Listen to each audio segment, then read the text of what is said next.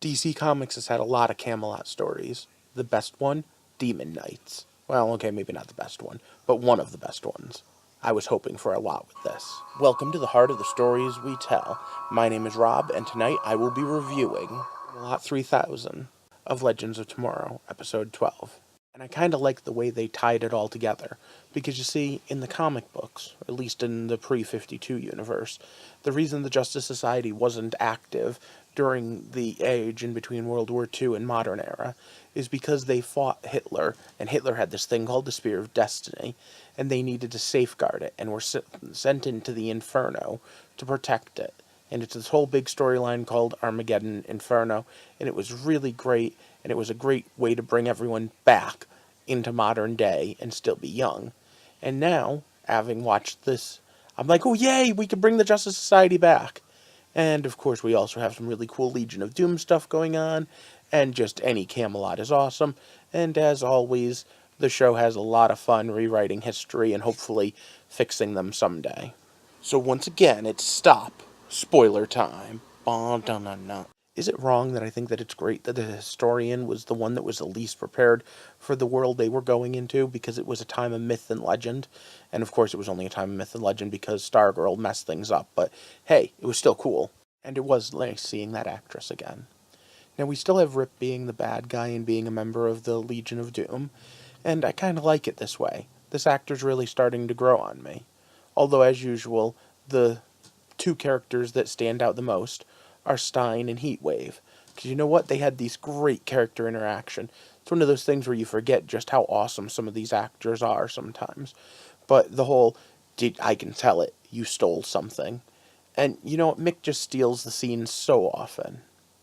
However, as much as the two of them were awesome, the other part of the show that maybe wasn't quite so hot is this budding relationship between Citizen Steel and Vixen. Now, Citizen Steel has his hot and cold moments where he's cool or he's not. The actor's doing a pretty decent job. Vixen, I don't blame the actress at all, but I think that they wrote her badly at the beginning of the season and she's coming into her own now. I just don't quite feel it with the two of them together that much, and the way they kind of snipe at each other. Ironically enough, though, the relationship that was by far the most surprising and the one that I've been having fun with a lot is a Citizen Steel one. Him and Ray Palmer. Specifically the little best friend kind of antagonizing, kind of friendly wager type. And tonight it was all about knights and the knight's honor.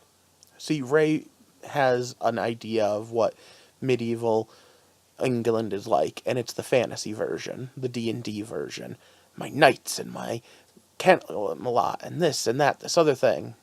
And Citizen Steel, on the other hand, he's got this very realistic look at it. No, it was plague and suffering, and not that nice of a place to be or time period to be in. And of course, we needed to come to terms with, are we in a romantic era, or are we in a realistic era?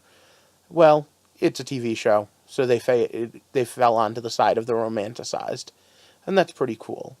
I will say, for a while there, I thought that they were going to hook Sarah Lance up with Guinevere. The fact that they didn't, I was a little disappointed. But I do like the fact that they're putting women in command roles, even in historical points where they wouldn't.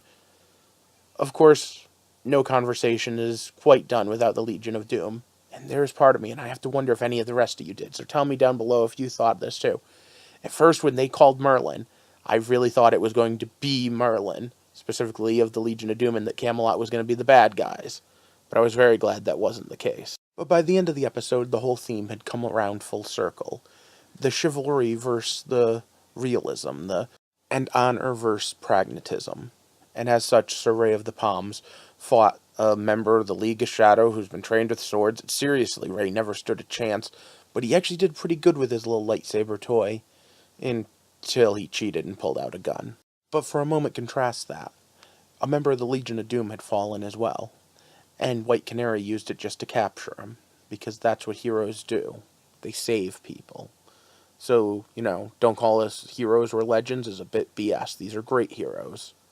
And in the end, we didn't get to see Merlin or Etrigan or Stormwatch or Demon Knights or even the Shining Knight. But I think that's okay, because at the end of the day, what we did get was a really great story that fit the world. And it leaves me with one final thought and one final question for you all.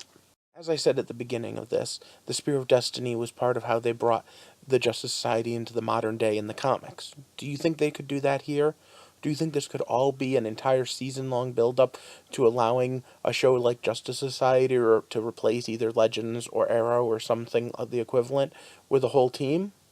Just figured I'd want your thoughts down below. Of course, by the end of the episode, we have what I think is the dumbest moment. Yeah, let's lock the guy up who's obviously the captain of the ship and the ship's going to answer to. I don't know how they didn't see that coming. But for now, this is the part of the video where I have to ask you to like and share this video and subscribe to my channel so that you can hear the rest of my crazy thoughts on this season as it comes and goes, and we can build a community to take a walk through all of the stories that we tell. Thanks for watching. Have a good night.